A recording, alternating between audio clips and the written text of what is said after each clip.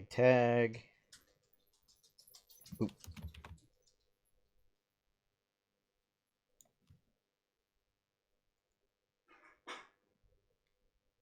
Nope. There we go. Munchie!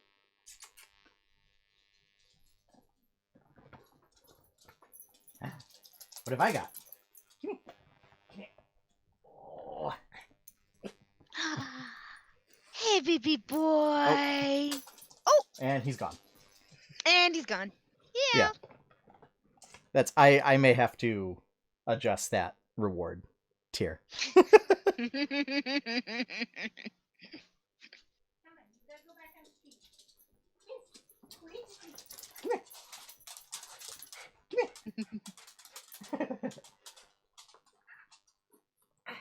Hi, Doodle people. Yeah. Hello. Yay. Hello. Do you want another treat? Hey, Megan. Do you want another treat? He's like, always. You can I have half. always want another treat. You can I have half. always want another treat.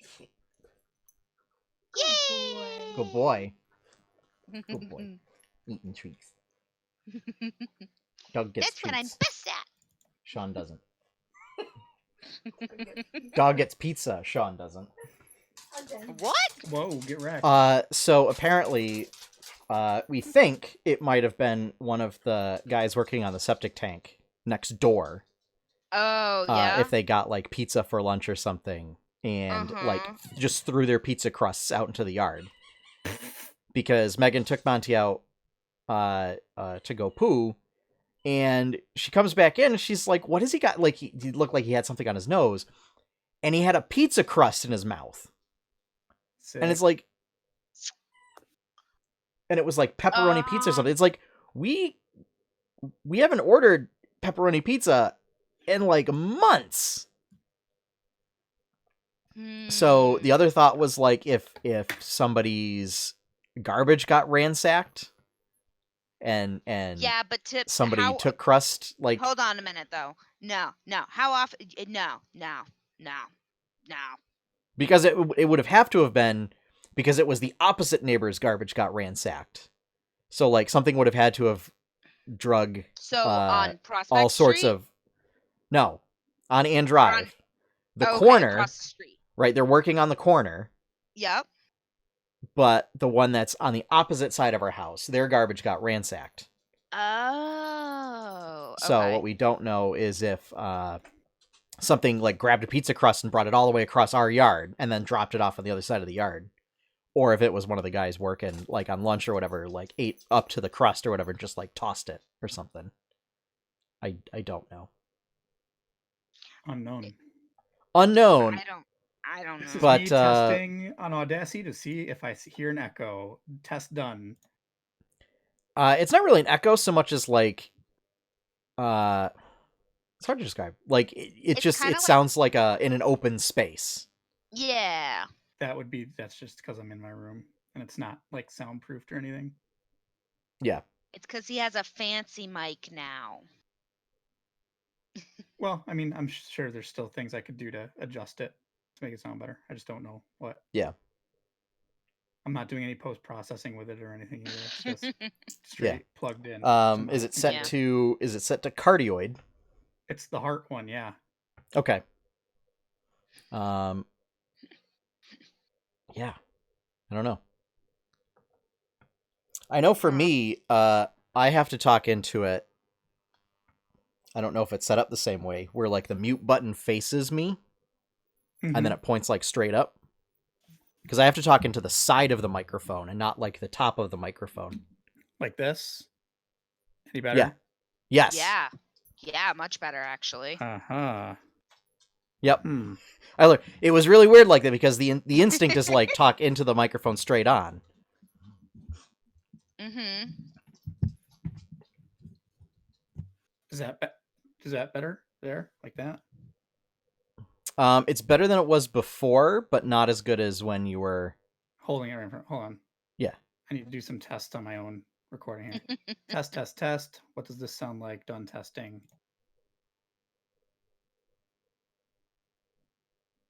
Oh, that's not that bad. That one was fine. Yeah, no, it's not bad. It's just a difference. It'll just have to be like that for a while because I'm not getting a flipping crane for my desk. The boom. Yeah, no, it's totally fine. So now that we have a couple more people, Monty, come here, puppy. Got more treats? Come here. Why is your harness? Let's see what happens when I talk like this. Test 1 2. Test 1 2. Oh, that sounds good. Oh, there we go. Come here. Whoa! Say hi to all the people. Hi, Hello. He says, "There's cookies there. There's cookies there. Yeah." That kind of treat looks like a little tart. 1 2 3. Test 1 2 3. I don't know what it is. Test 1 Oh, 2 3. those little. It looks like a round weird little meat Mm-hmm. Reese cup. Yep. Okay, we'll do another. And I know piece. exactly which ones you're talking about. Do another piece. Yes, please, always. Jump. Mm. Okay, and then that's one, and then no more. What do you mean? Always more. No, that's it. No more. Okay, you can go now. Or do you want to stay here now? Oh, that's fine. Okay, you can stay here now. Okay. Are we good to start? Yeah, I'm ready. Yeah. Okay. All right then. Are you guys getting like a dog sniffing in the microphone? No. No. Oh, good. Going live, starting the show since we're already live in 5, 4, 3, 2, 1.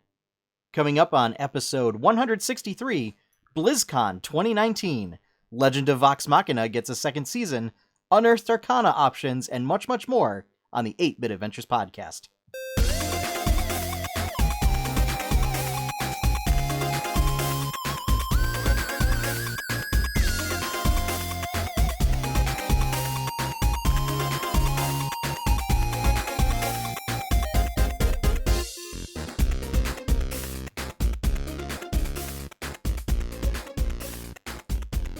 Hello, everyone, and welcome to another episode of the 8-Bit Adventures podcast. We are bringing you the latest and greatest geeky news of the week. I am your host, Sean Hayes, and with me are my wonderful co-hosts, as always, Courtney Bolin. Hey, everybody. And Josh York. Now that I have this fancy new microphone, I'm going to start a podcast called 9-Bit Adventures. But what do you do with the extra bit? Yeah. You what does that go toward? You just computers don't work that way, Josh. Mine does. Is this some kind of I don't know. I mean, I guess could you call it? So I just made something up on the spot. Could you call it a non-binary computer? I don't know. Yeah, I don't know. See, this is what happens when Josh panics. I don't think it's panicking. No panic. I just made something up. You were not prepared. You are not prepared. Yeah. So yeah, I mean, speaking of which, BlizzCon. Yeah. BlizzCon was kind of the big thing this weekend. Yeah. I didn't even realize it was happening until like I opened my Blizzard launcher and I was like, oh, there's BlizzCon stuff on here. Yep. I didn't even realize it was happening until after it had happened, and there was posts on some of my Critical Role pages that I follow and stuff on Imager. Yeah. Was not an absolute disaster. Mm-hmm. Unfortunately. There were protesters, but it looks so at least according to one Matthew Mercer, a lot of the protesters they did their stuff. They said there wasn't rioting in the streets, destroying property or anything like that. That's good. Yeah, and there was a statement, and at least at the very least, some semblance of an apology. I think, I mean, it was certainly enough for me, to at least, that they came out and acknowledged, what they did wrong, and at least, talked the talk of moving forward to make better decisions and to uphold their company values. Good. Talking's one thing, actions are another. Yeah. So Fair. Yep. But aside from that, we also got some pretty big game announcements. So we got Diablo 4. That was probably the big one. Yeah, I don't know.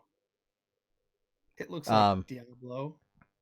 Well, yeah. I mean, it's basically like a return to Diablo 2 in terms of like tone and feel and stuff. I feel like Diablo 3 had a similar tone. I mean, I also feel that way.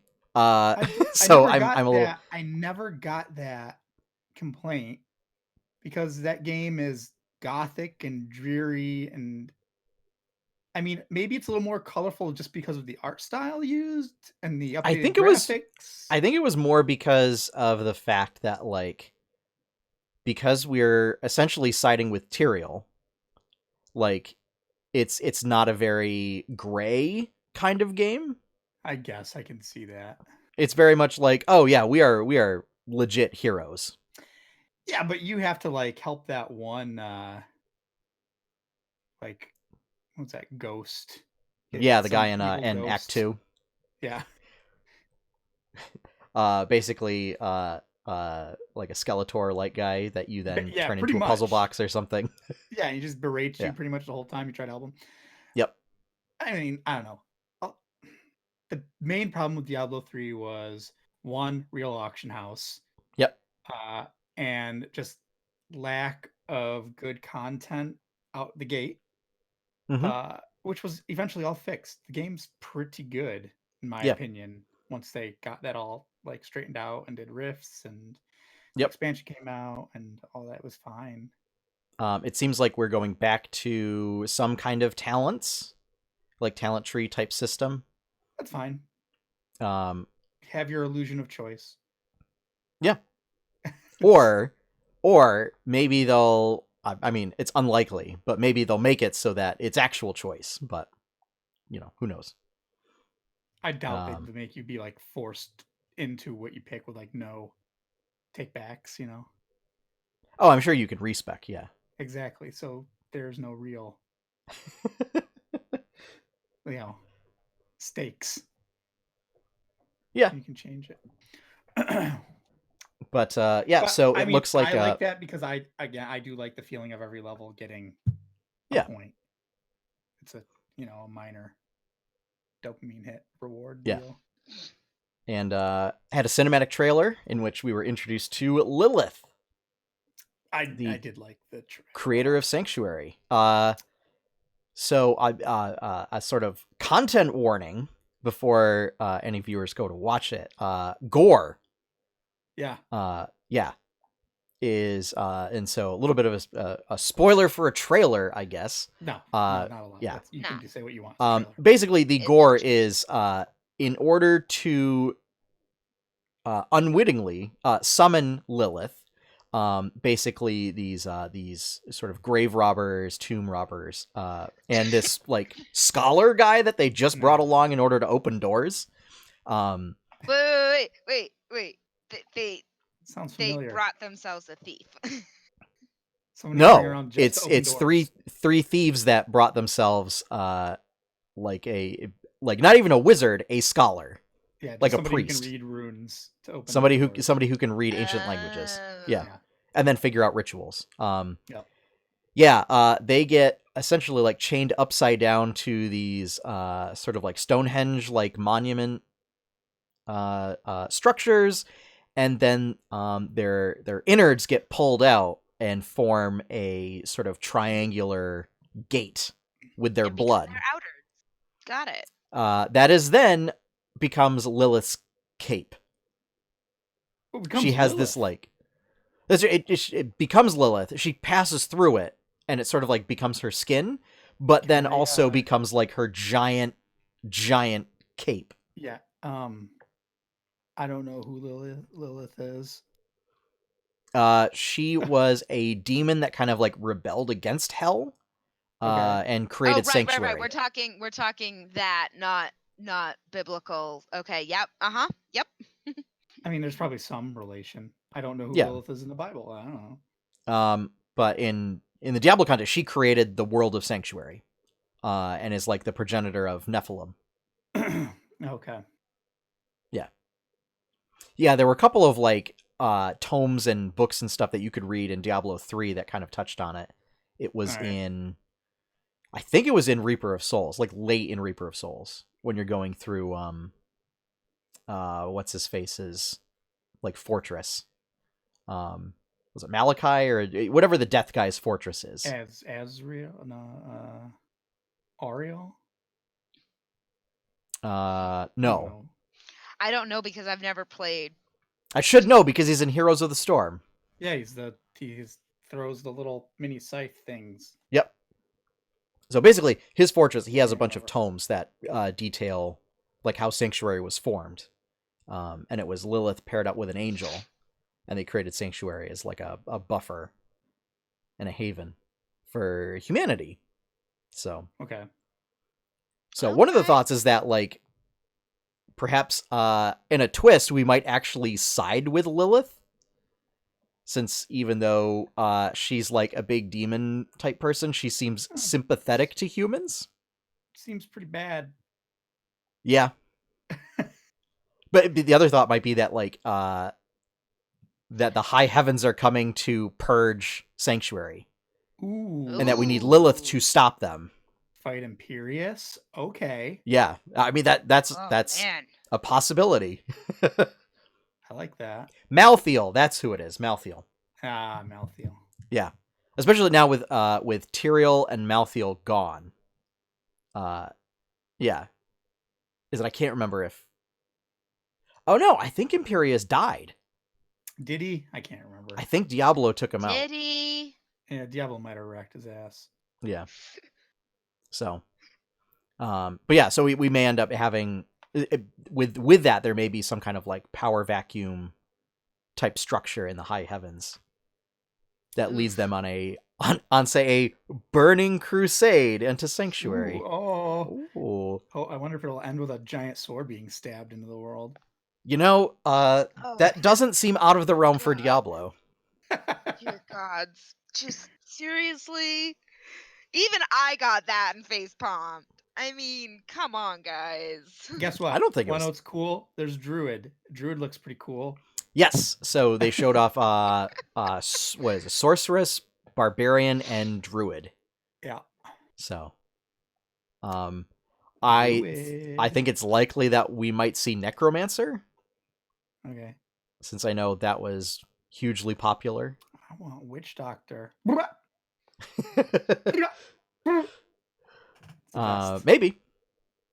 I mean, I would love to see all of them, all the classes. I actually thought Druid looked kind of cool. If I play, I think unless there's something else they release that was like, ooh, but the Druid looked just different. I know I've seen calls for Monk to return, which I thought Monk was pretty interesting to play.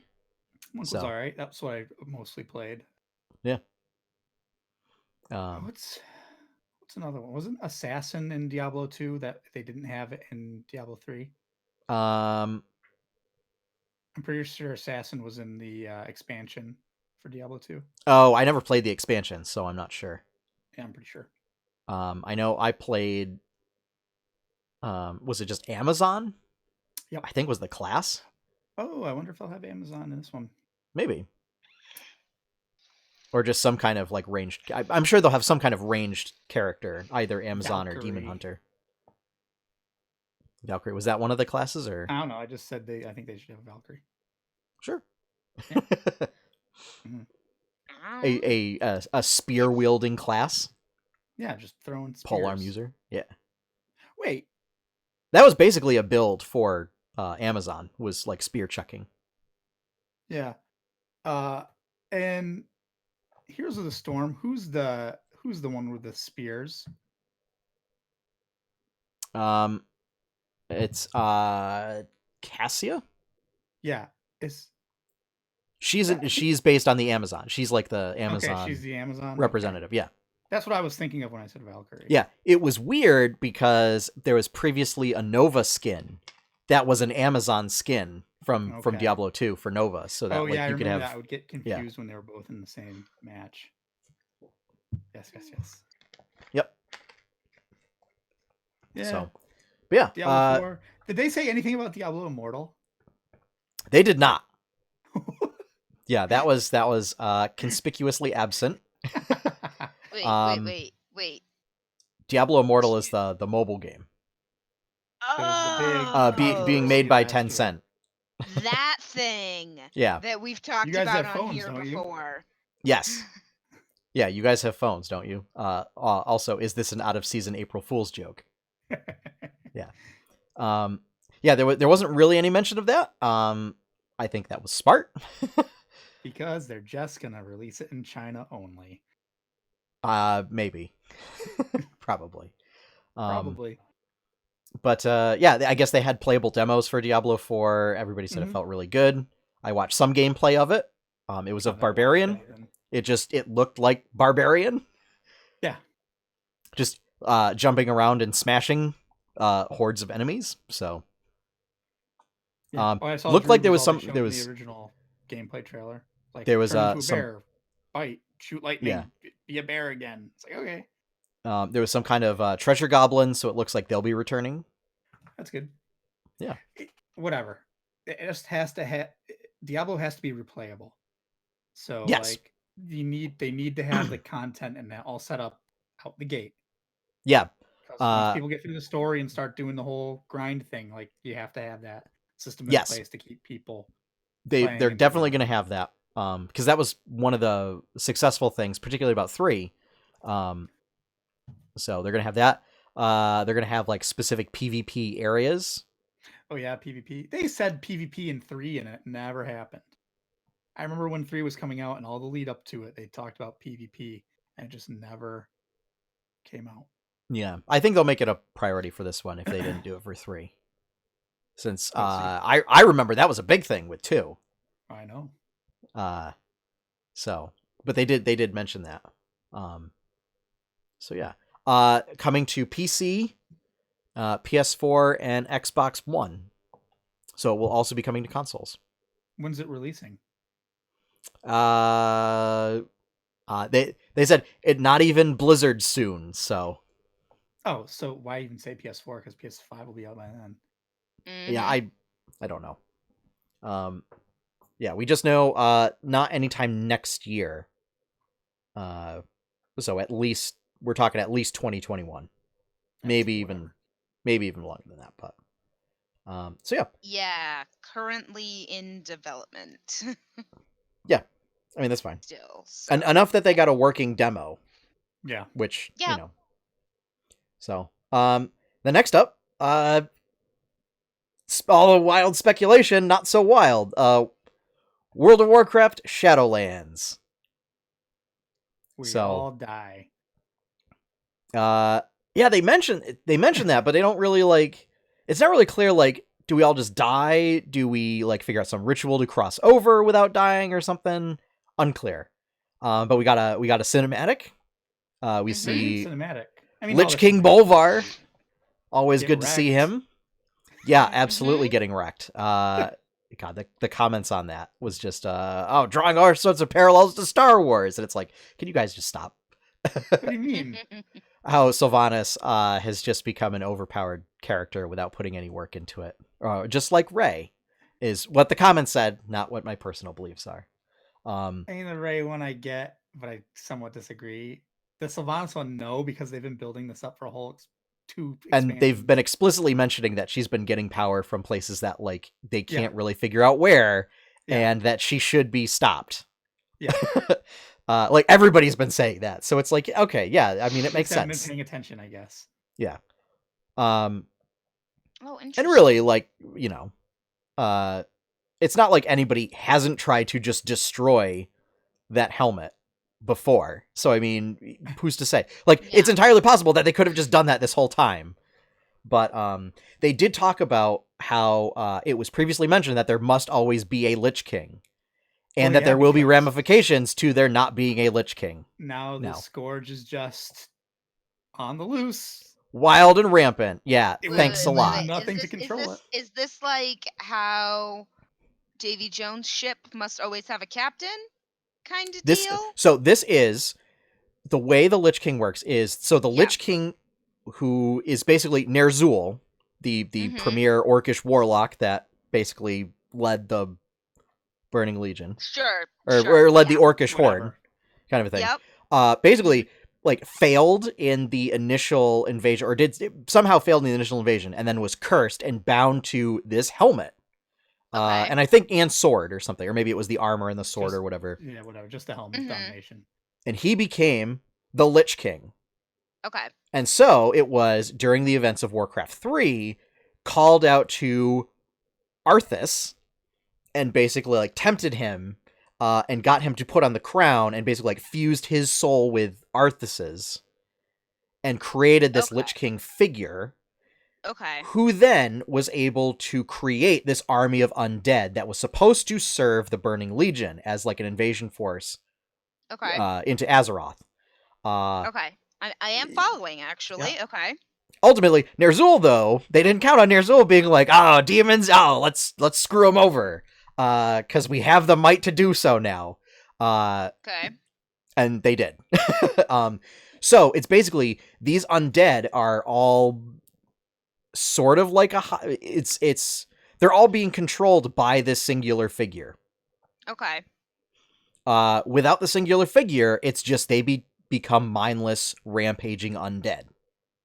Okay, so from this trailer that we saw, like, Bolvar had the So when we kill Arthas in Wrath of the Lich King, yes, because there must always be a Lich King, Bolvar sort of sacrifices himself, quote unquote, puts the Helm of Damnation back on his head, and he becomes the new Lich King and basically seals himself away in Icecrown and says, don't return here, don't talk about it, don't tell anybody. Let's just forget this place ever exists. Just say you beat Arthas and it's over. Say you beat Arthas and it's over. And then I will work to keep the undead in check up here and prevent them from rampaging around. So I will keep them in the frozen north, and yes, pretty much. That's kind of where we are. Yes, which because they talk about in the trailer the Jailer of the Damned, and I thought that was the Lich King. Well, no, they're talking about the guy in the Shadowlands.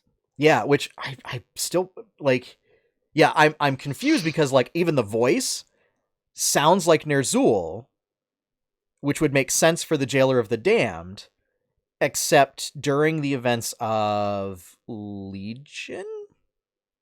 I think, is Legion the one where we got all the class artifacts? Yeah. Yeah. So during Legion, Death Knights basically somewhat purge Arthas and Ner'zhul's essence from Frostmourne and create 2 new swords from it. So, unclear. I don't know.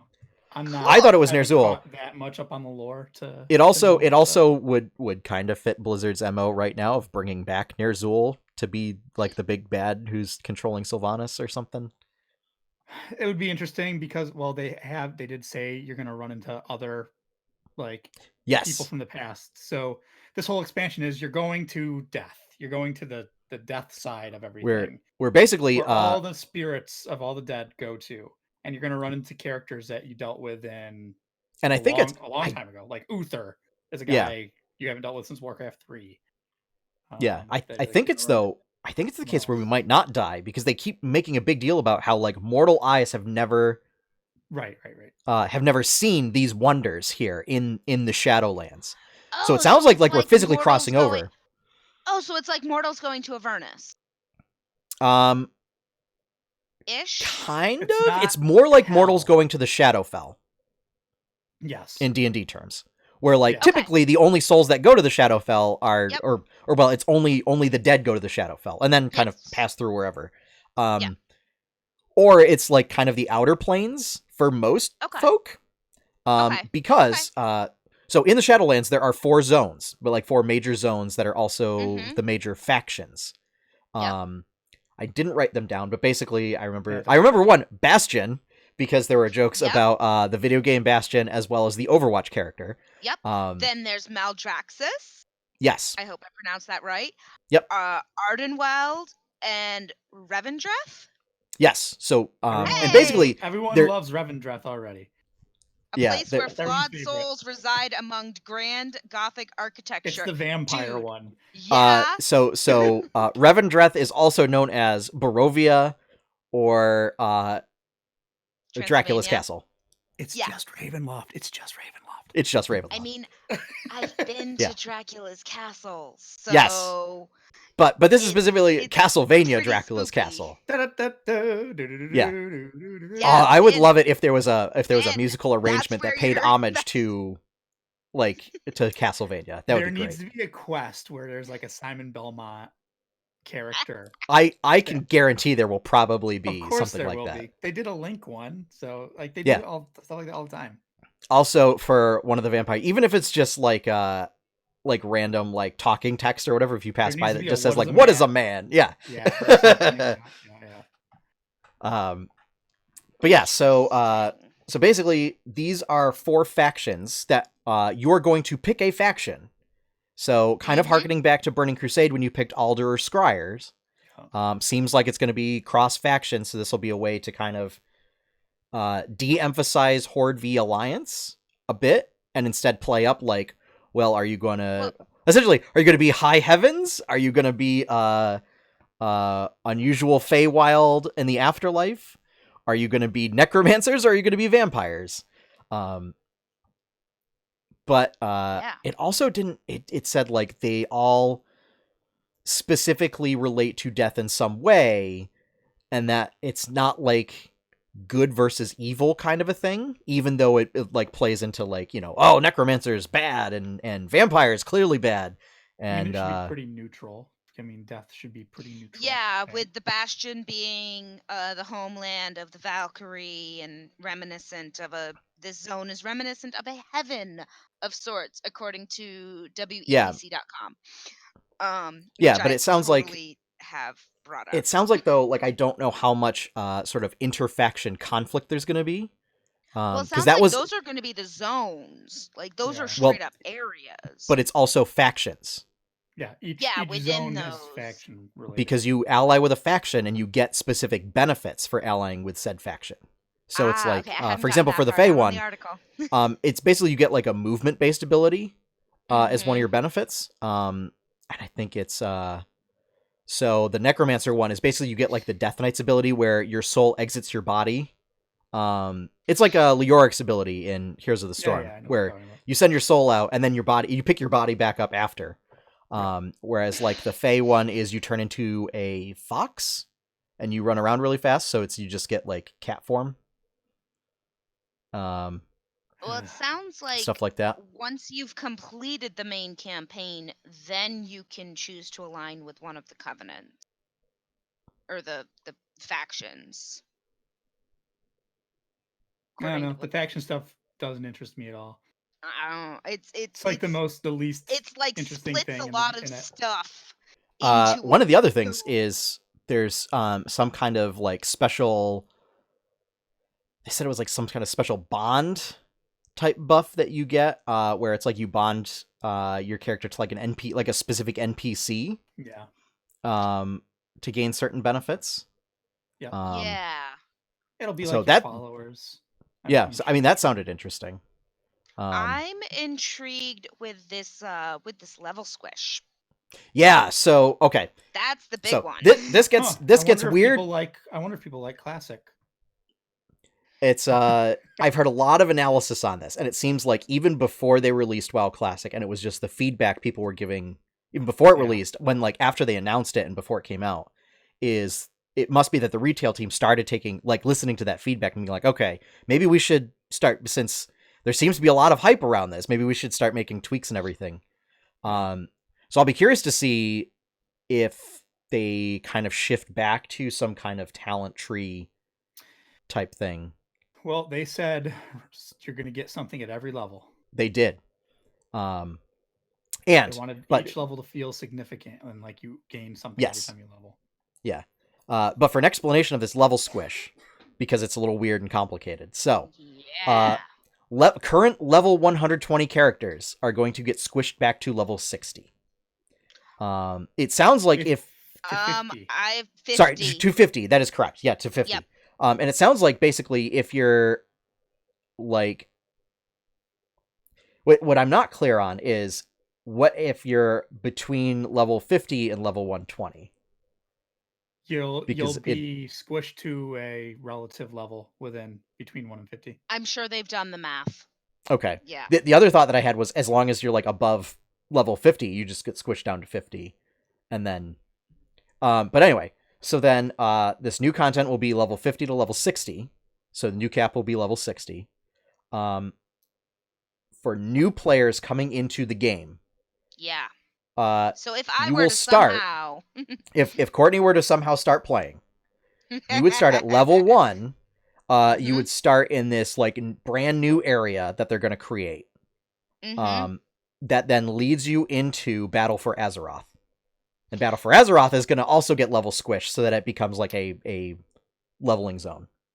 I thought that after the initial first 10 levels, you had your choice. Yeah, that's what I'm seeing too. You didn't have to go to BFA. You could choose any expansion. And then you would be able to jump into any of the expansions. That is if you have an existing character and alts and stuff. You have to go... So this is for new players specifically.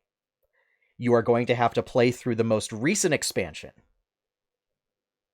as a way to basically like get you caught up with like where the story is going into the latest one. You know how fast it'll be to level that? Probably, maybe. Super fast. I don't know what they're doing with the experience curve though. So yeah. Well, if BFA is going to be 10 to 50, it's going to be super fast because that was an expansion made for doing 10 levels. That was made for 110 to 120. They'd have to put all new quests and stuff in it to make it last longer. I'm not sure. I think the intention is to have you level pretty quickly. I mean, from maybe. What I'm seeing, so from what I'm reading, it's new players will also be able to start in to get dedicated starter zone until they hit level 10. They will then be able to jump into any of the expansions they wish. Once they have progressed through all the way to level 50, they can start their adventures in the Shadowlands. That directly contradicts something that I read earlier, which was that you had to have that you could do that if you had alts. Is that you had to play through the past expansion first, and then on any subsequent characters you could play through any expansion. Okay, so I'm going off of one article. You're going off another. There's still a lot of different information out there. And this was where was this pulling it from? Yeah, I'm not sure. You know what? I know what's going to have. Let's pull up Wowhead because that's going to be the most reliable. That's going to be the most reliable source. Yes, I was on VPC. I've so sorry to those folks. Never heard of you. No, totally fine. Wait, classic WoW. That's not what I want. Wowhead. I mean, in the end, it doesn't matter that much. No.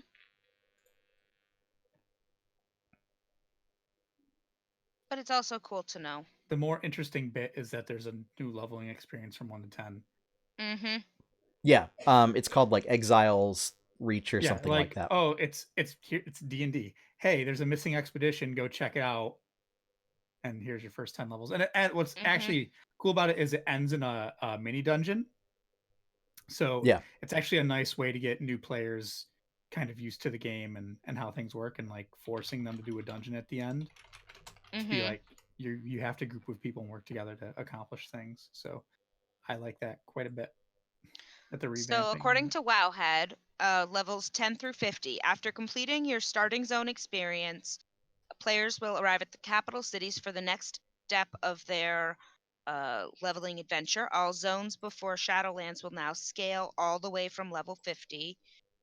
New players will be sent through. I don't even know. Cool Tiras or Zandalar. Yeah.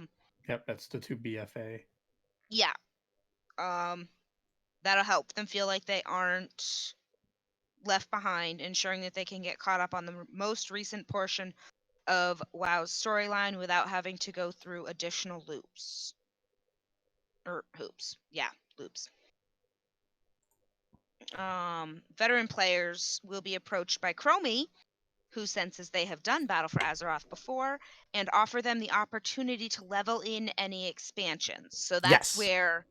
So you'll be able to choose your expansion to level on and change at any time in case you need a change of pace. Yeah. So basically, for anybody that's currently playing right now, you'll be able to just pick any expansion to level through. Yeah. But if I were to start... If you were to start, you would have to play through Battle for Azeroth. Which, I mean, if you had to pick only one... Well, it makes most sense because you have to understand what's going on in Shadowlands. You kind of got to play through BFA. And that's what they're doing. And it sounds like if they continue with this going forward, it'll just be whatever the previous expansion was, you would have to play through that to unlock the latest content. Yep. So, so that is straight from WoWhead. Although I wonder if, again, what happens, when we get to 60, are they going to do another level squish when the next expansion comes out?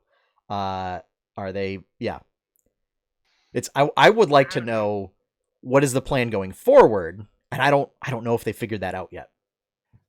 I mean, here's my thought, is how much steam does WoW have left in it? Yeah, I mean, that's another thought, yeah. And, if you're being realistic, you have a few more expansions left. Yeah. Maybe 2-3 more. Yeah. So, it's also, essentially, how many more enemies are left? Not that... You can make up whatever. Here's my thought, and I thought we were going to do this already, and I thought we were going to do this with killing off Sargeras, is then it becomes, oh, well, great. There's still old gods out there in the universe. You do WoW 2 is essentially you go planet hopping, killing off old gods. Yeah. Okay. I guess. I could actually watch gameplay of that. Do we... That's how I'm going to... Does N'Zoth get beat in BFA? He gets released in BFA.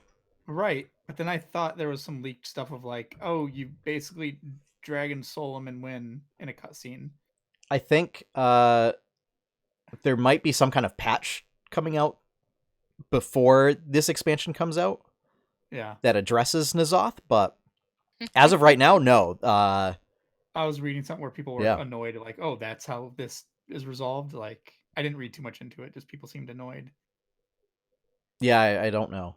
Unless, of course, data mining. What would be really funny is if, yes, that is how we ultimately kill him, but that's after we go through a multi-phase boss fight. That ends with a cinematic, because they've been doing that recently, where once the boss fight's finished, it's a cinematic to that's fine, kind of wrap things up. I don't see that happening in this expansion. Yeah, I don't know. Unless it's like Ruby Dragon Shrine, and it's kind of oh, here's one last raid. Well, hopefully we'll fare better than Ruby Dragon Shrine. Got the next expansion next fall would be my guess. Yes, it was confirmed for 2020. Yeah. Mm-hmm. So getting, I mean, he got some time, I guess. Yeah. I don't know what'll happen. Yeah. Yeah, I don't know. Yeah. I don't know. We will wait and see.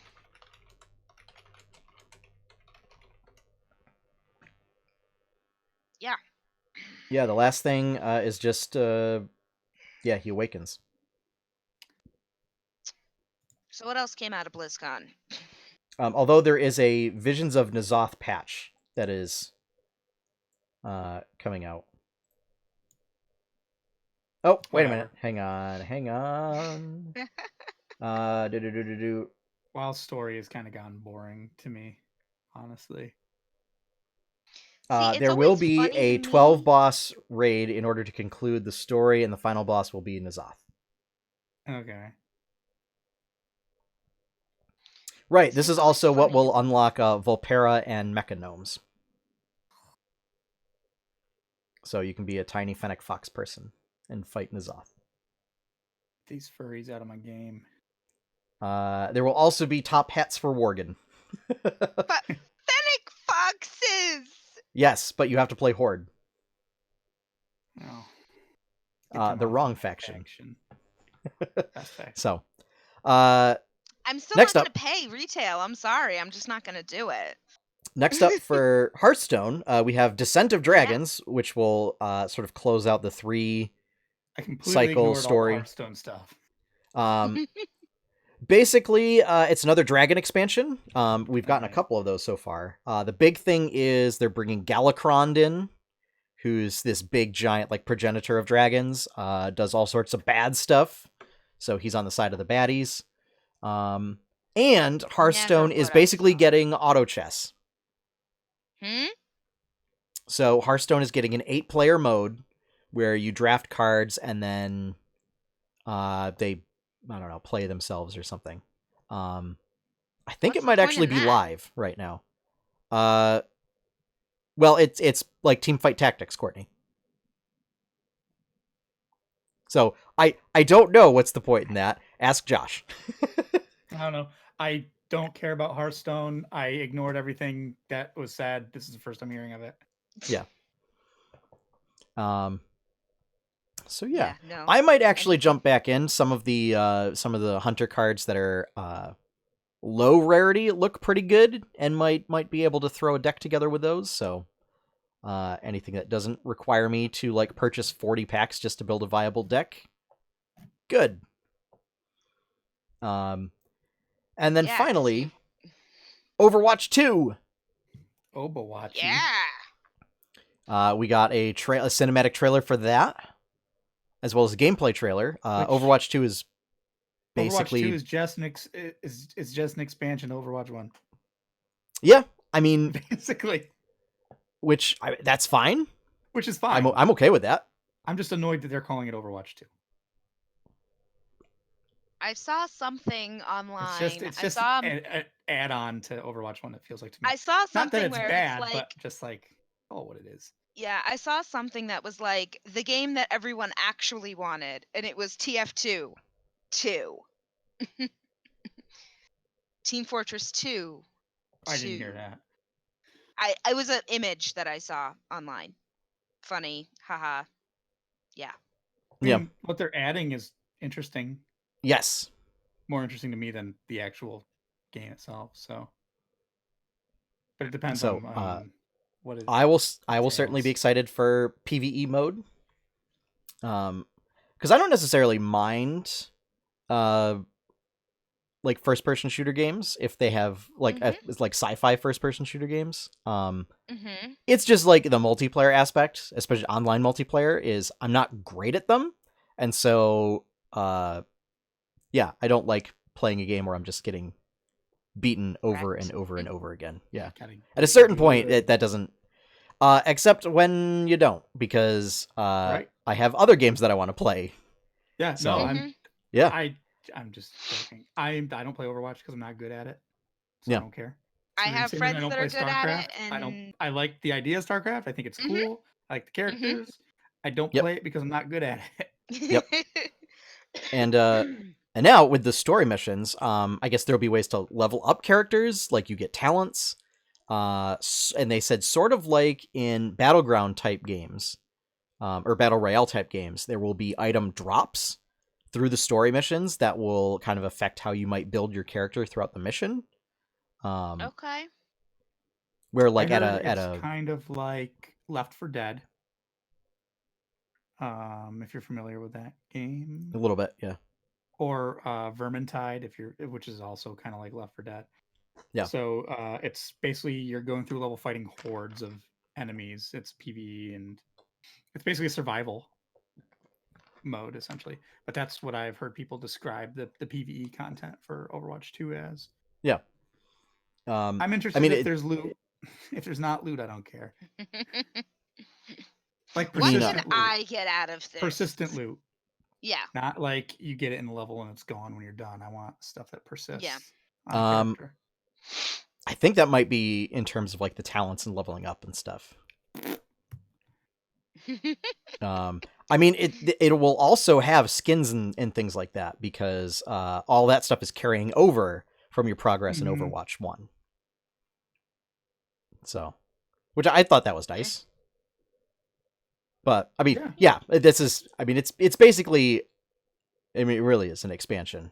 But I have no problem with just them calling it Overwatch 2 and just it's an expansion of Overwatch 1. Just a minor annoyance. Eh. It's. I mean, in the end, it's like whatever. Yeah. But like when you see what the game actually is, it's like, oh, it's not really a whole new game. Yeah. But I mean, you know, I like. Well, it's interesting because Overwatch was initially supposed to be an MMO, right? It was Project Titan. Yes. Yep. Before they scrapped it and made it what it is. So I'm glad that they're looking to add the PvE stuff. Yeah. I mean, as news comes out, I'll keep an eye on it and see if it's like anything I'm interested in. But yeah, right now it's just like, oh, neat. Cinematic quality as always. Oh yeah, yeah. See Genji slice off a giant robot hand. I was scared from my Bay May. Yeah, that is such a weird thing to hear come out of your mouth. So I was concerned. She's sick. I was concerned that we were. I'm just gonna gloss over that. Concerned that we were gonna see Winston like kick the bucket in the trailer. Oh no, that would have been terrible. But he doesn't. So, yeah, we get to see best tag team duo ever of Reinhardt and Brigitte. Yeah, that was pretty good. Reinhardt's dad pun. Yes, ice to meet you. And then like I didn't catch it the first time I saw the trailer, but Brigitte going just like, oh my god, when he says that. Yeah. Just little moments like that, just adding lots of personality to the characters. That's one thing Overwatch. Actually, the one thing I really liked about Overwatch was their cinematics, all their shorts. Yep. Were so good. I wish it was just that. I mean, I went back. Those all the time. I went back and watched the one with McCree, and just the world's best animated apple pie. True. And I mean that just quality. It's great, and you know you get a whole cinematic with Matt Mercer. So, and you guys know me. I'm kind of cold-hearted and like suppress my emotions. But, you have those? Yeah, the Winston one kind of almost makes me cry.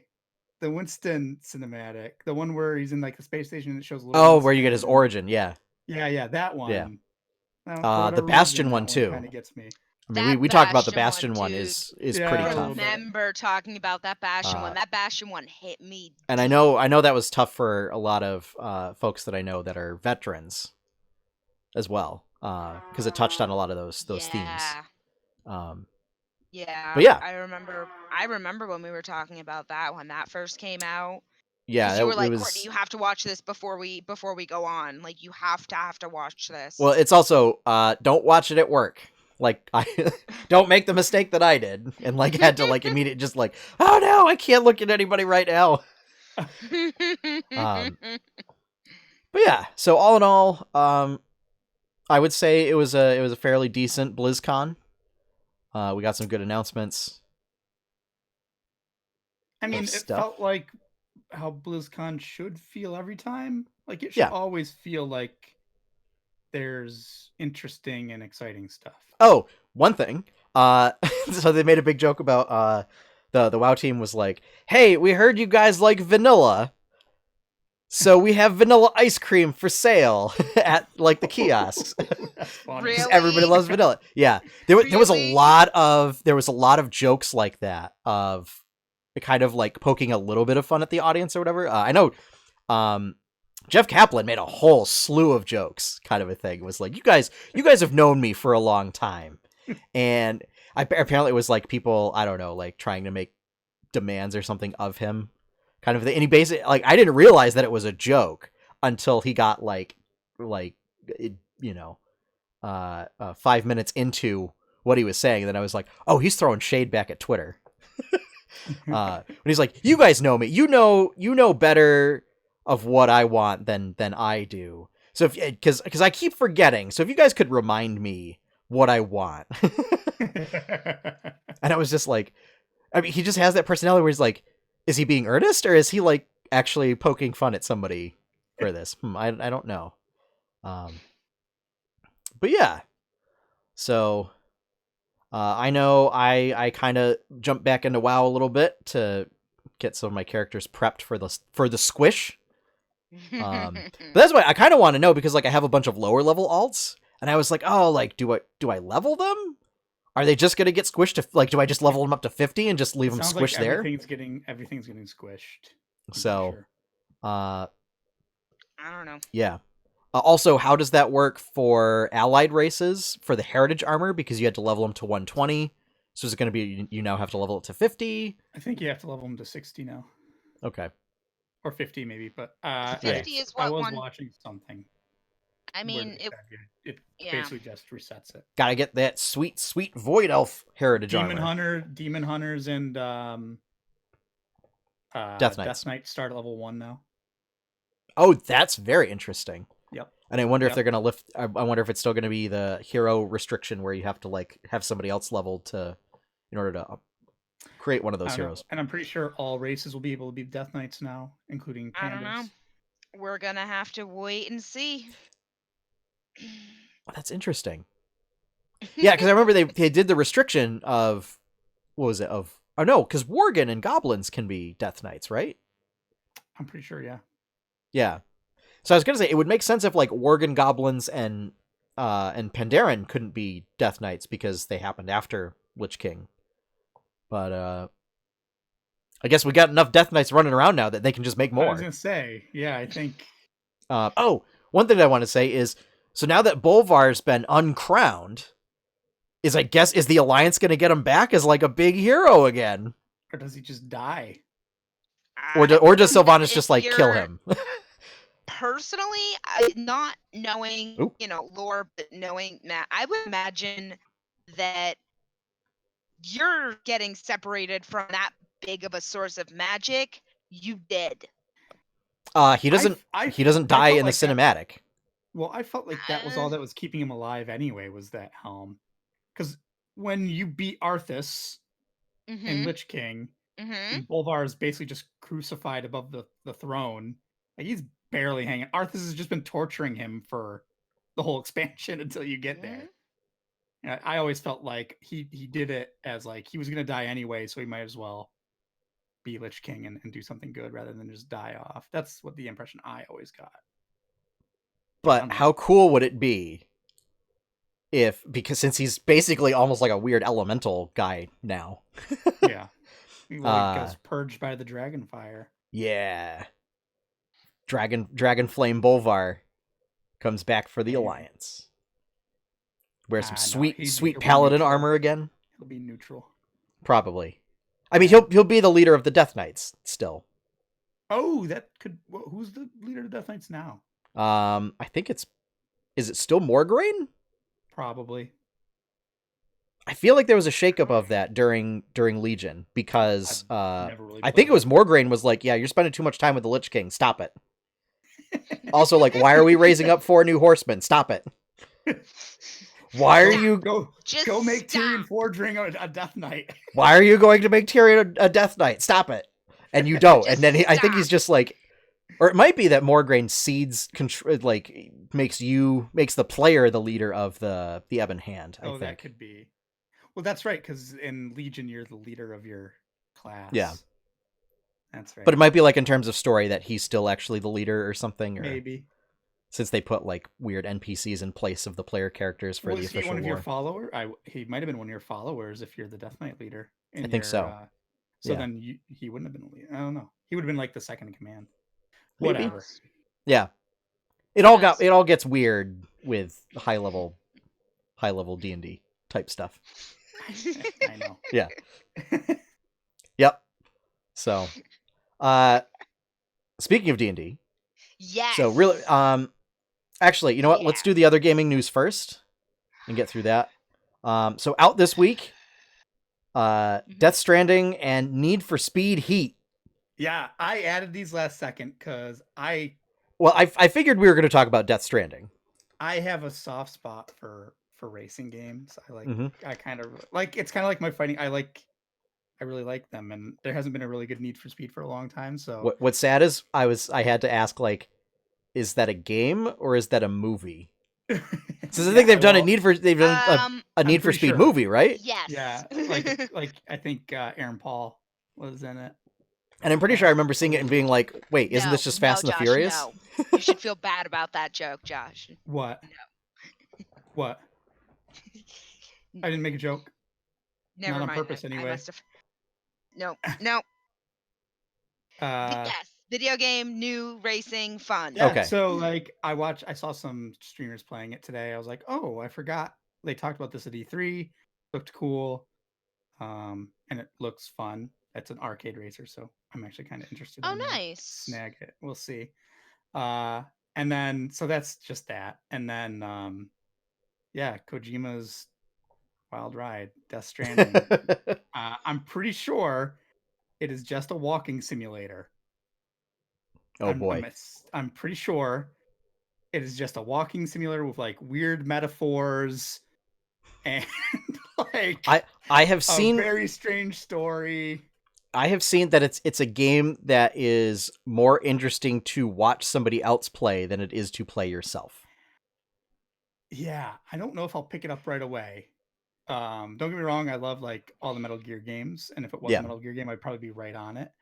I don't know, this one's just so abstract, I guess is the word. And like unclear it's got a lot of... as to what the actual gameplay loop like is. It really seems like you're just a guy who delivers packages.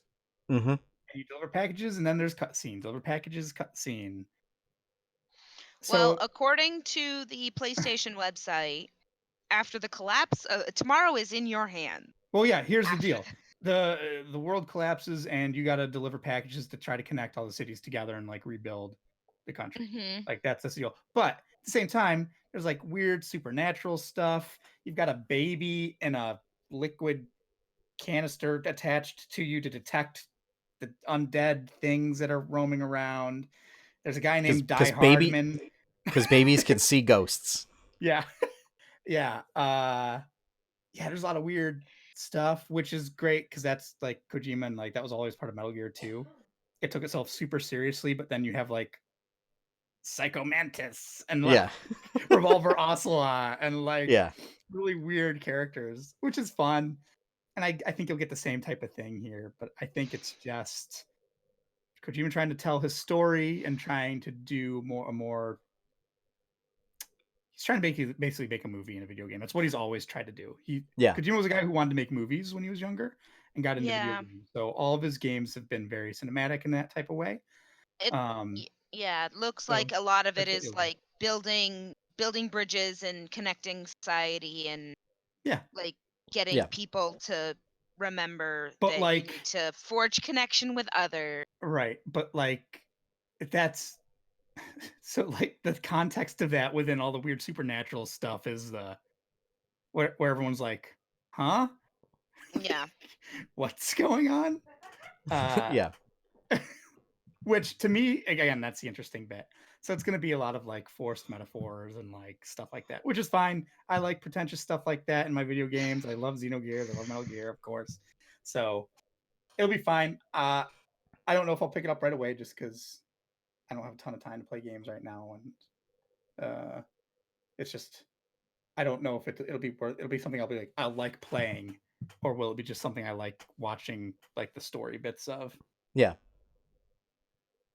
I'm not convinced it's going to be a good game. Yeah. You're convinced it's going to be good. Which is going to be... It'll be an interesting story, an interesting idea, but whether it's a good gameplay wise, I'm not entirely convinced. Yeah. So, okay. So, now that we've wrapped that up, we can get into the D&D news. So first up, Legend of Vox Machina. Critical Role team announced yesterday that so basically Amazon has picked up the series. They're going to add 2 more episodes for season 1 and then a full 12 episode second season basically in exchange for having exclusive streaming rights. So in order to absolute sense. So in order to watch this, you're going to have to get Amazon Prime. It will be free to backers. So season 1 will be or basically like the special in season 1 will be free to backers. And then you're just going to have to get Amazon Prime in order to do it. There's a lot of folks upset about this. For either, number one, feeling like that they felt that it was going to be free for everybody, which I feel like is a silly assumption. I did not back, and I was under no assumption that I would be Like, able to still watch it for free. I had assumed that you were going to need some kind of subscription to some kind of service, whether it was Netflix, Hulu, Amazon, Amazon owns iTunes. Twitch. Yes, well, we're getting to that. Like, the other one is, of course, that it's Amazon, which, because of their practices, but Amazon already owns Twitch, so there's that. And the fact that also people are worried about that Amazon's going to try and exert some kind of control on the show. Matt has already come out and said they are retaining full control over this project, and that they're all executive producers now. So, like, Amazon. Cool. Also, it wouldn't be in Amazon's best interest to try and exert their own control over the show anyway. No. Since they need to do is just put up the money, and it will make them back the money. Exactly. So here's what Amazon did. Amazon's like, holy crap! Did you see this Kickstarter these guys put to make a cartoon? Yes. Let's support them doing more of that. I think we'll make some money off it. Yeah, that was it. Oh, and hey, they already are on something that we're on. They're already doing it. They're already on it. Hey, they're already doing the work and everything, and all we have to do is just give them more money to do more stuff, and then we'll get a return on our investment. Sure. Yeah. What do you mean? All we have to do is just stream it. Yeah, pretty low risk for them. Yes. I am 100% down for this. I was ready to pay for like whatever service it was going to be on anyway. I will be purchasing it. It's also entirely possible that there will be a physical media set for people that, I don't know, don't want to support Amazon or whatever. Well, how are they going to buy it? I mean, if it's physical, I mean, maybe it'll be in stores. Maybe. I don't know. Again, I mean, it's Yeah. This could spiral into a whole nother discussion of a whole nother set of topics, but Yep, it could. Basically, it was going to be on some kind of streaming service before that you were going to have to pay for, so it just happened to be one that probably aligns most closely with the fact that they're streaming on Twitch already. So this also means that for those folks that picked up an Amazon Prime subscription to get a free Twitch Prime subscription, is you already have access to it. Yep. If you just have Amazon Prime to get your stuff delivered quickly, you also have access to it. Yeah. So yeah. Yeah, even if you have the student account, which only lets you do 1 free sub a year. Sorry. Get wrecked. Yeah. I'm mad about that. But it was also noted that this is actually a legit strategy for a lot of sort of film content producers. Is they do a Kickstarter, get a project going, and then if it makes enough money, a like studio or a brand or something will take notice of it, and then basically supply more money to get it like super polished. They say, you got this much for Kickstarter? Yeah, here, we'll throw money at you, and so you can make more of it, and we'll easily make our money back. To put it into a video game context, it's like, for example, if an indie developer were to run a very successful Kickstarter to get a game produced, wildly successful and everything, and then a publisher took notice and said, hey, we'll give you a bunch more money if we publish your game and make it a console exclusive. You know, like if Nintendo or Sony or Microsoft saw it and said, like, okay, it's going to come out for this platform and this platform only. Which that's happens all the time. Yep. Like literally happens all the time. Maybe not so much with Nintendo, but yeah. But that is a great way to put it. Big congrats to them. That's a huge win. And yeah, now that they can talk about it, I'm sure they're all only slightly less delirious about this news. Yeah. So. Yeah. Now that they can talk about it. Yeah.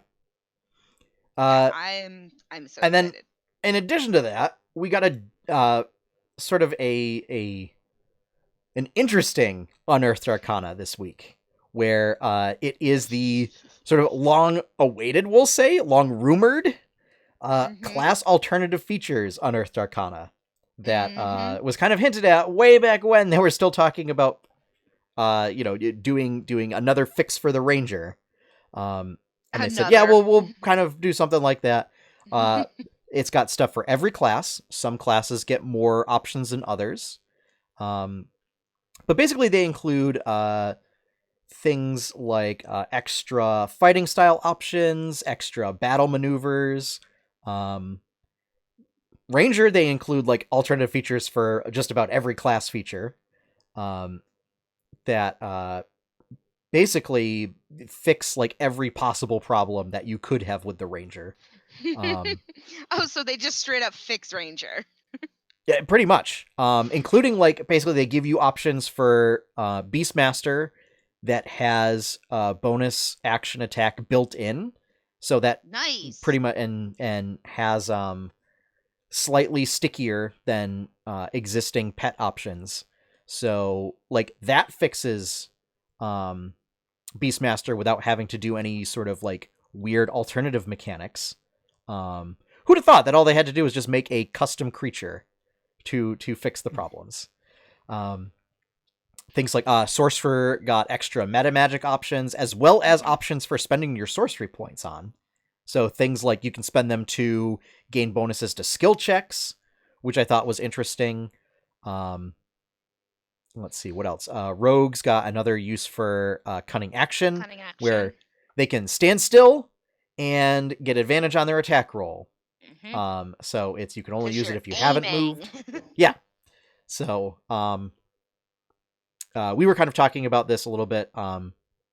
So yeah, there is some concern that it's somewhat overpowered. I think it's just slightly, it might be like when you can make it work, maybe a little too strong, but not outrageous.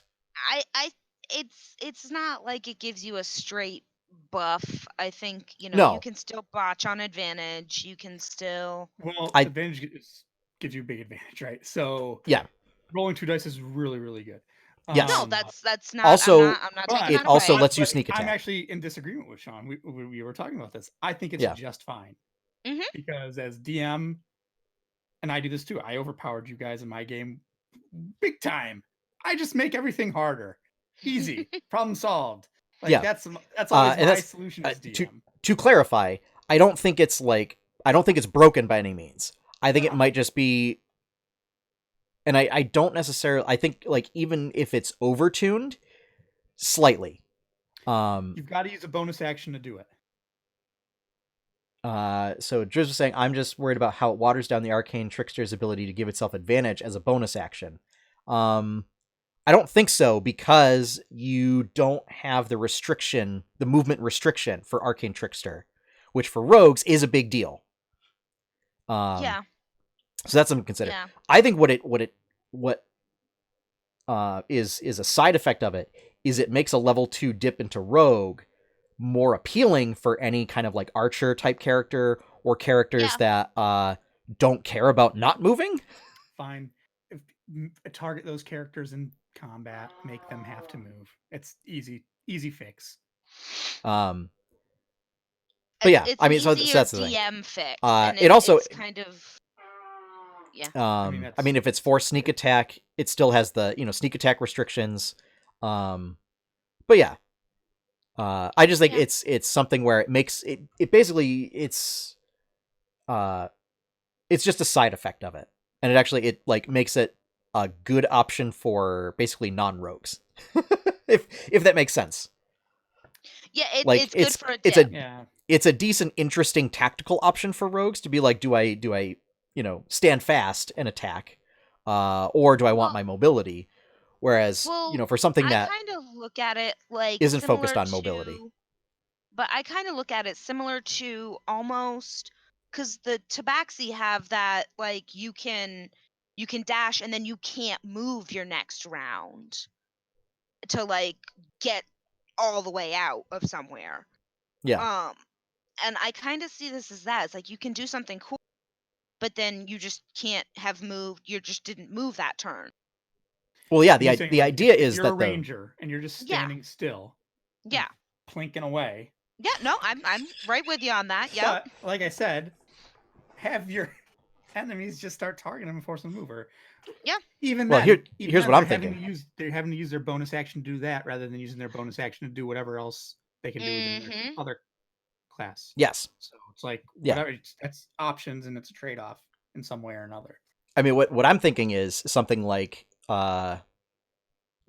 barbarian, fighter, or paladin. That would want to just like got all up in the business and then just like sit there.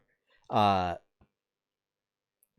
you are right that it does still eat up a bonus action in order to do that. Yeah. And I don't necessarily know if it's. Again, I just think it might be a strong choice. Yeah. I think that some of these, I mean, because they have been play tested, but I think to really see how it actually looks in combat is something that you'd have to play test yourself. I mean that's why it's being released as Unearthed Arcana is because it's for playtest. Also of note, Wizards has said that they do not factor in multi-classing for releasing like content like this. So, but yeah, I mean, let's put it this way: I don't think it's enticing enough for my own ranger to take another level dip into rogue, is I would rather get the ability score adjustment. Yeah. Right. And the extra spell and the extra 5th level spell slot. Even as paladin, the way I play paladin, basically retribution.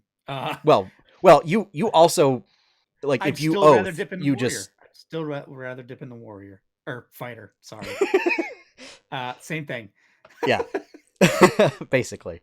Because I still think that's a stronger option for the way I play my paladin. I mean, it's also for your character in particular.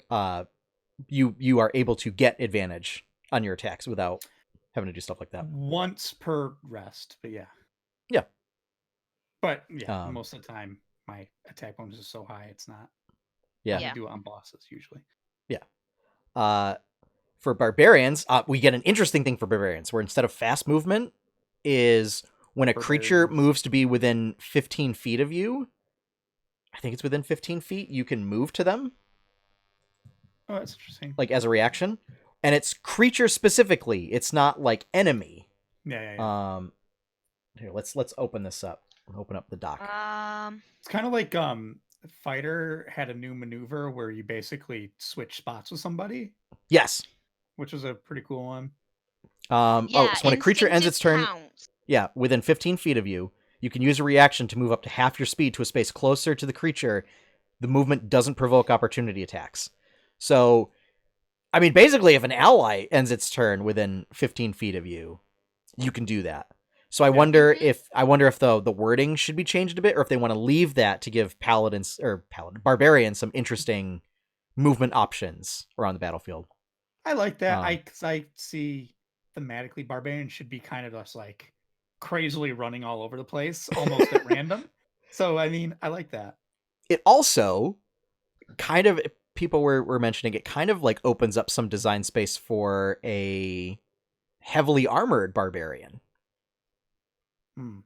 Like you wouldn't really be able to use rage, but it still gives you sort of movement options if you're wearing heavy armor.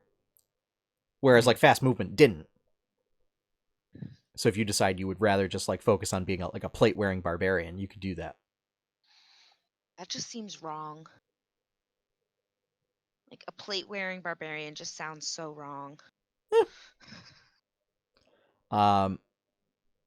Warlocks got another sort of pact type, pact of the talisman, which gives which you have this magical talisman that you can then like give to other people, and it adds 1d4 to to non-proficient skill checks. Pretty good. Especially good if So you it's give like it to a bard. I mean, it's Although just like it's not, Bless. it's not. It only affects skills that you're not proficient in. Okay. But it's especially good for if you give it to a bard, because bards have jack of all trades, which is they add half their proficiency bonus to stuff that they're not proficient in. So this basically means that if you give it to them, they just like basically have proficiency with everything. Yeah. Yay, bards. Getting the friendship bracelet from the warlock. They also get some really interesting new invocations. One of which is like everybody signs your book, and you can then like cast sending by writing them messages, and when they talk back to you, it appears in your book, and it's like you can do it for free. So that's pretty cool. Makes for sort of like covert ops type stuff. One of the paladins, channel divinity, one of their new channel divinity options is you basically use your channel divinity to get a spell slot back. Yep, paladins and clerics get that. That you can use channel divinity to regain a first level spell slot. I also like the paladin's new fighting style option, where you can choose a couple cantrips. Yeah, so that was an option. So paladins get it for clerics, and rangers get it for druids. Yeah. So if you want to play a much more caster-focused version of those classes, you can cantrips and do that. Cool. Now, do you get to use those cantrips as cantrips and use them infinitely, right? Okay. Yes. Because I thought I read something about they use a spell slot, but maybe I might have just been... I might have just been a bit hazy when I was glancing through it, because I didn't... There was too much Unearthed Arcana for me to read everything, so I just glanced at a couple things. Let's see. Okay, so Blessed Warrior, learn 2 cantrips. There was how many pages of it? So here it is. Whenever you gain a level in this class, you can replace one of these cantrips with another cantrip from the cleric spell list. Okay. But yeah, so for all you paladins that lament that you don't have ranged options, congratulations. Yeah. Also, new spells. Paladins now get spiritual guardians. So goodbye boss fights. Just, yeah. Jacobin is just going to be a walking death machine. Pretty much. Even more so than he already is. Pretty much. Oh, great. Yeah. It's one of those things where I will have to start basically accounting for just that crazy damage output. Although Jacobin's more burst damage and Spirit Guardians is sustain. Right. Yeah. I mean, it would be a rare use anyway. I would only use it when there's like a lot of enemies, which isn't generally the case. Yeah, that's the intended purpose. Combats, right? Yeah. I wouldn't generally use it on a... Well, I might, just to pad my numbers on the damage meter for a single target boss. You already have what is very clearly the record highest damage with a single attack out of any character in D&D ever. All time. For 5th edition. For 5th edition. I'm sure you could get higher than that. They also get Dawn and Flame Strike. Yeah, Flame Strike's cool. So that's pretty good. Rangers also get some interesting spells. Entangle, which was curiously absent from the initial printing. Magic Weapon. Revivify. Whoa. Awaken, Greater Restoration.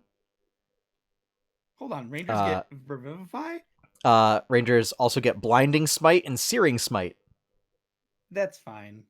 Yeah. But yeah, Revivify. Huh. Wow. Interesting.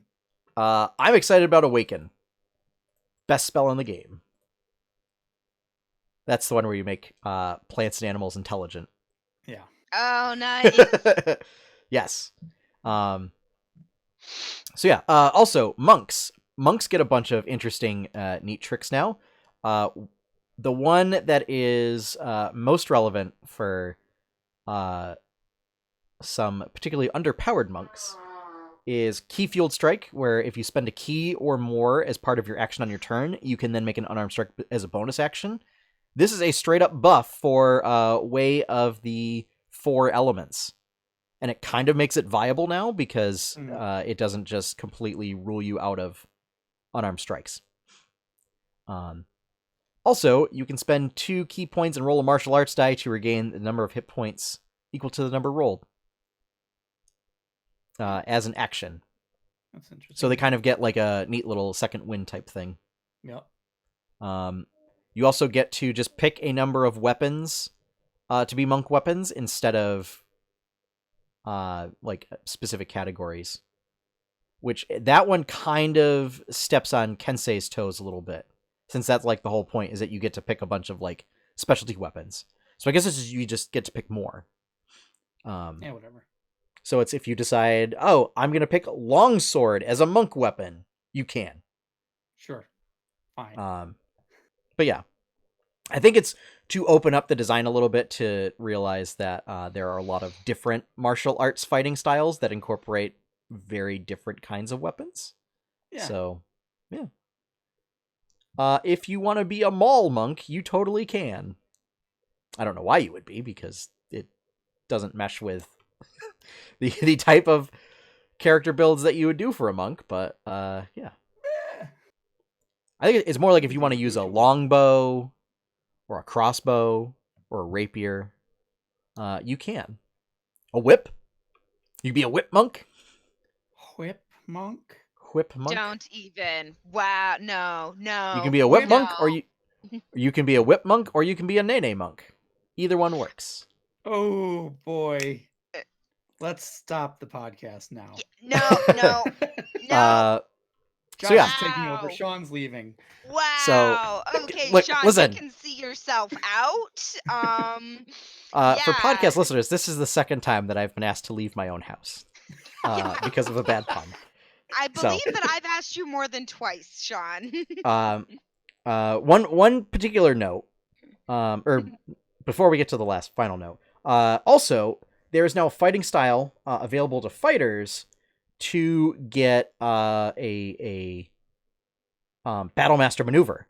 So now, like, if you're not a Battlemaster fighter, you can then pick up this fighting style and then the feat, and you can basically like pluck a couple of different maneuvers to give like even champion fighters and other kinds of fighters like a little more utility. Nice. They also have cool stuff like you can spend one of the maneuvers is you can spend a martial superiority die and add that bonus to charisma checks. Sure. Yeah. Why not? Yeah, so it really like it starts adding a whole lot more utility to fighters, which is I think super cool. Yeah. So Interesting. instead of just like I hit things and I hit things good. So yeah, and then finally, wizards pretty much get bonus spells, mostly divination-oriented stuff. So now, Nice. as a divination-focused wizard, you can actually get divination. What a concept! So yeah, I mean, it is pretty novel. yeah. You are Yeah. also, along with all the other full casters, you're able to swap out cantrips now. Nice. One of the things that I'm not sure about is like how many classes now get spell versatility, which is after a long rest. All the known casters, that is, you can swap out a spell you know for another spell of equal level. I don't know if that steps on wizards' toes too much, or other prepared casters' toes too much. Just because of the fact that like that's kind of a big differentiation between the two. I feel like it's just going to need playtesting to see if that kind of steps on prepared casters' toes too much. But yeah, I have seen a lot of folks complain about the fact that Wizard didn't get anything, really. And my response to that is, well, Wizards don't really have class features to swap out. Yeah. Is you get one, so aside from spellcasting, you get a class feature at level 2, which is Arcane Recovery, and then your next class features are like level 17 and level 19. Oh, wow. Which is being able, you pick certain spells and you get to cast them for free. So, I mean, unfortunately, the whole point of the Wizard is you get lots of spells to cast, and you get a huge plethora of spells to cast. So, yeah, I mean, that doesn't really lend itself well to swapping stuff out. I mean, you'd have to like drastically change around and do like other alternatives to spell slots, I feel like, in order to really change up Wizard. Yeah. So, which I have thought about, like blood magic, but it's like, I don't know if that's too much for something like this. So, Yeah. But yeah, lots of options for so all of the options. I recommend everyone take a look at this, look at the classes you play or are interested in playing, and seeing what other options there are. I recommend every Ranger player take a look at this. Take a look at this thing, especially if you play Revised Ranger. Basically, these kind of so you can pretty much recreate Revised Ranger by using these options, and then like basically to make up for the lack of like dash as a bonus action and the advantage on initiative rolls from Natural Explorer. You can make that up with feats. Take the alert feat and take mobile, which are great feats anyway for that kind of character. And there you go. You can basically get like everything that you had with Revised Ranger, but now actually fits into the existing Ranger framework. So, yeah. We ran a little long this week, so basically, really quick for this week in 8-Bit Adventures, I'm not going to do the bumper. We have a new episode of Berkshire Bites. Go check that out. We went to the Marketplace Cafe, had some sandwiches and salads, and it was delightful. There you go. So, yeah. Doing commissions tomorrow night, and yeah. So that is that. So really quick, let's talk about what's going on with Questlog.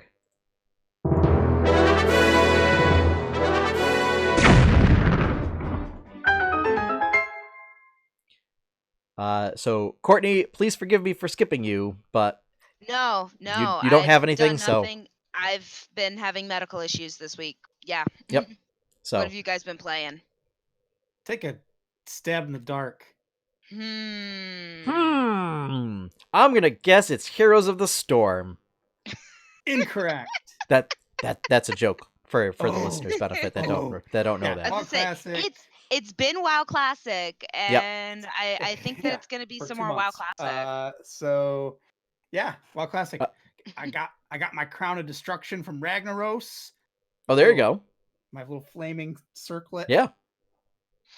Which is weird because my troll has a huge mohawk. So it goes through your mohawk. Kind of looks weird. Yeah. But yeah, we took down Rag this week, so that was exciting. I got my helm off him, so nice. So yeah, just WoW stuff. PvP comes out in like 6 days, but not Battlegrounds, just World PvP, which kind of stinks. I don't care that much and the honor system. Right, which is the grind, which I'm not looking forward to. Yep. I may actually gonna get elemental. your field. What was it? Field marshal or whatever it is. You gotta be like top 0.2% of players. So yeah, unlikely. So that means get cracking, right? Unlikely. Yep. But yeah, there's that. I'm nearly finished reading my Live Ship Trader trilogy. I have like 100 pages left. I probably will finish that tonight. Cool. It's great. There's a movie I'm interested in on Netflix called The King. I think I'm gonna watch. Okay. I've heard good things about that. Looks pretty good.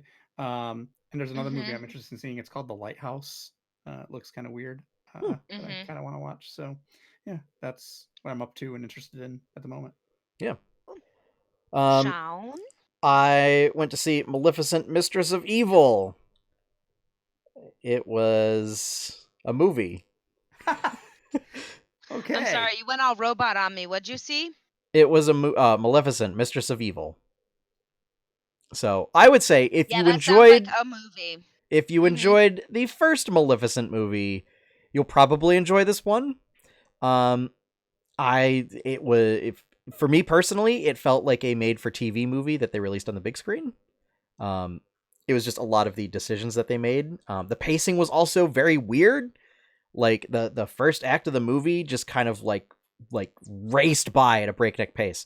They also just jumped right into the story without kind of like giving you like a recap. So I mean, if you hadn't seen the first movie, kind of lost. So Okay. yeah. Yeah, also I just don't agree with a lot of the decisions that they make. That kind of cheapen Maleficent's character. So which like Who even is Maleficent? bad.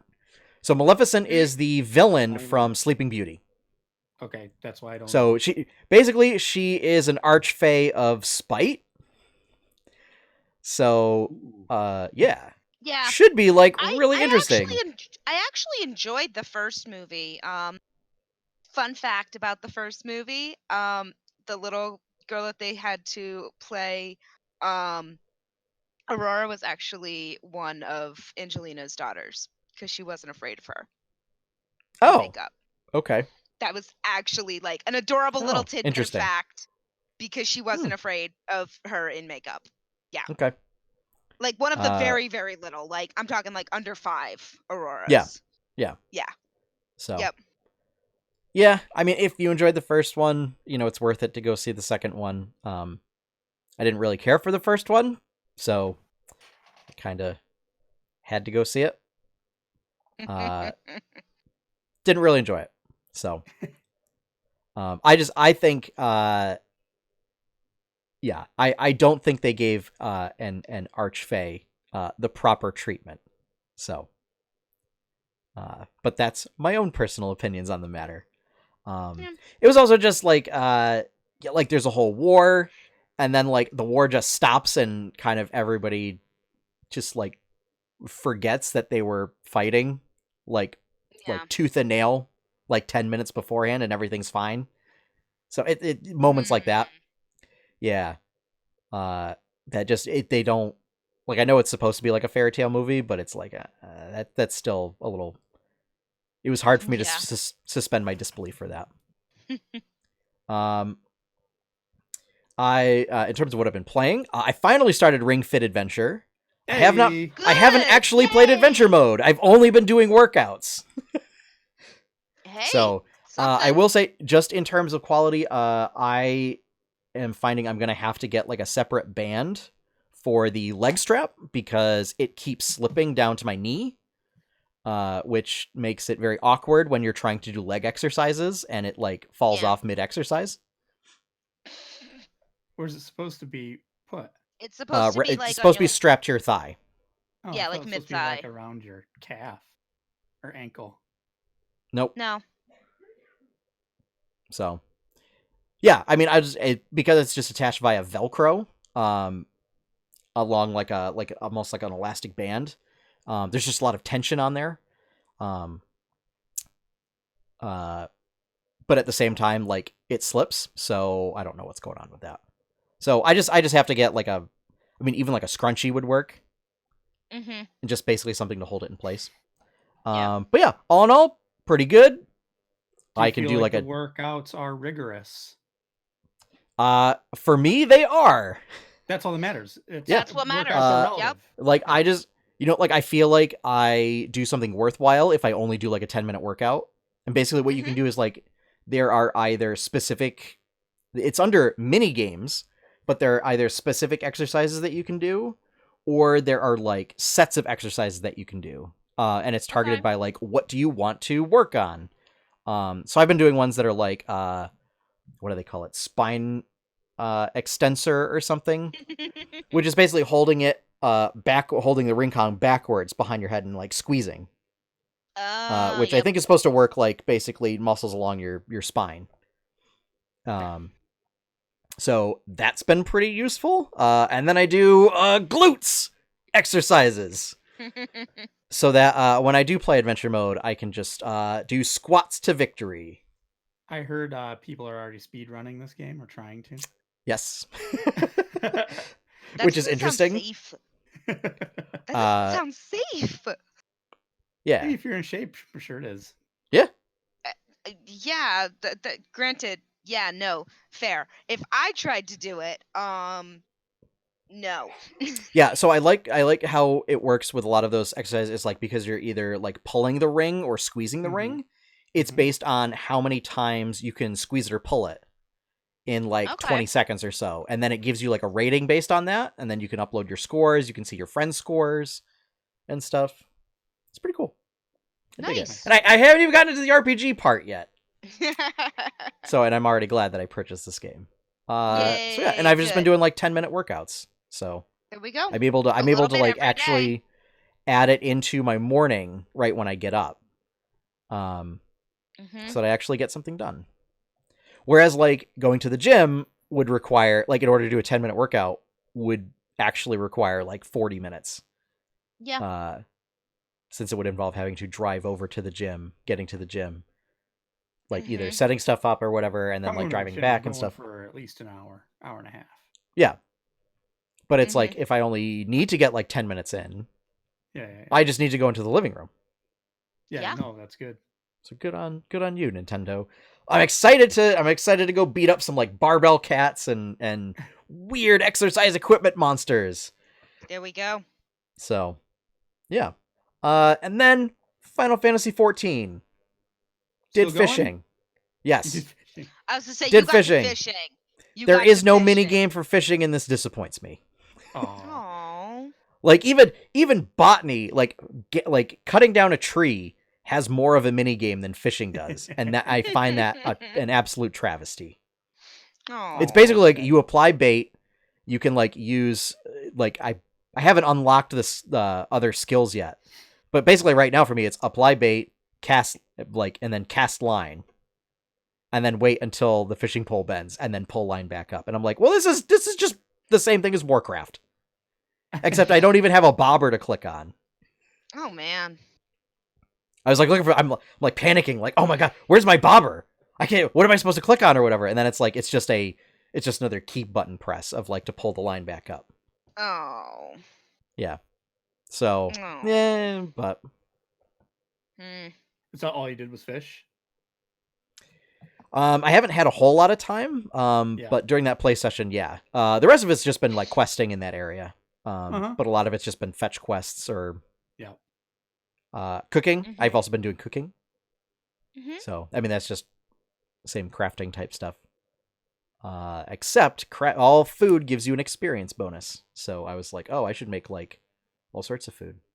So yeah, I like that area. It reminds me very much of like a Ravnica's island artwork, where it's all very high, sort of like castles and stuff, and like waterfalls and rivers and oceans underneath.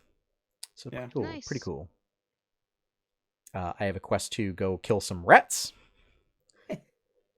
I also had a quest to go go catch some specific fish. The best kind of fish, specific fish. So, yeah. The big one will be when I unlock, or when I go do the materia quest, so that I can actually unlock materia. Oh yeah, that's right. Materia. Yeah, I was in that. Yeah. Since I have like all my gear has materia slots, and I have nothing to put in there. So yeah. Yep. Cool.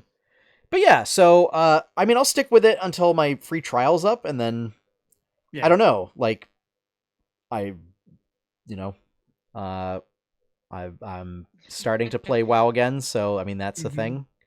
Very difficult to play two MMOs at the same time. Maybe I'll pay for both. I don't know. It's hard to play two MMOs at the same time. Really hard.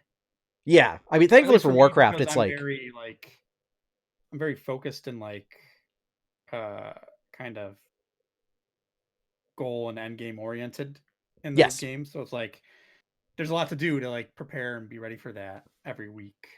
Yeah. So to do that in 2 games would be a lot. I think at this point, because like I'm not doing a whole lot of stuff with Warcraft, it's mostly like leveling alts, doing world quests, stuff that like I don't need to log in every day and do it.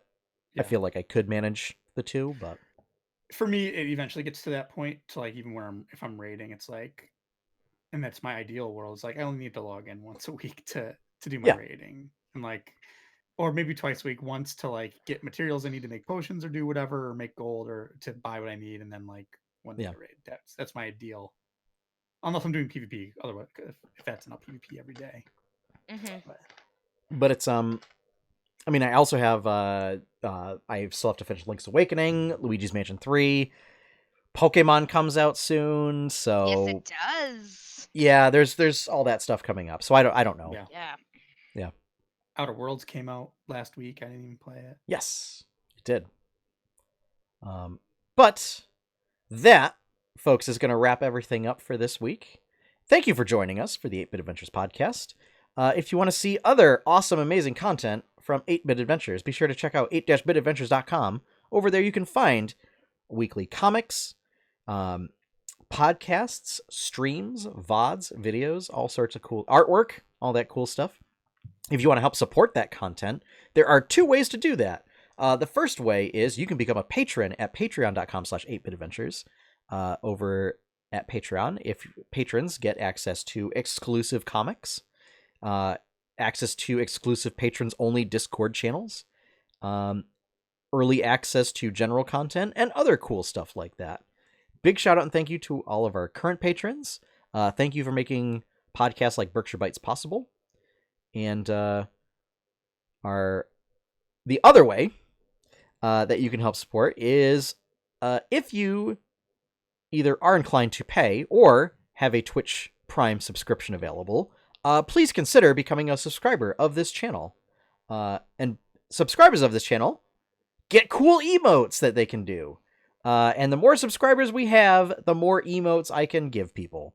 Woo! So now that we got that out of the way, our opening theme is One Up by Professor Shy Guy. You can find his awesome work over at professorshyguy.bandcamp.com. And with that, we are finished on this very long episode, but there's a lot of meat to it. So, big old meaty podcast. So, as always, everyone, have fun, happy gaming, and enjoy your pie cake. Bye, everybody.